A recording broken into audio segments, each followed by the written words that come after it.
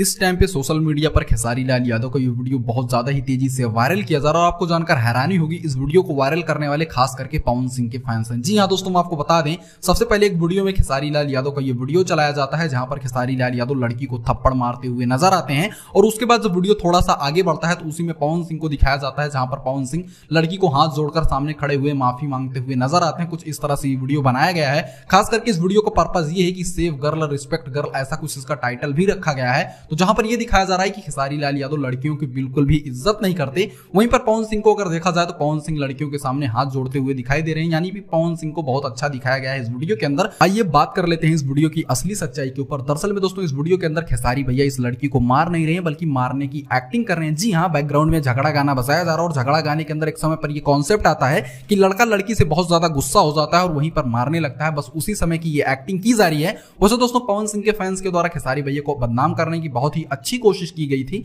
लेकिन आपको क्या लगता है, क्या पवन सिंह के फैंस खेसारी भैया को बदनाम कर पाएंगे या नहीं? कमेंट जरूर कीजिएगा।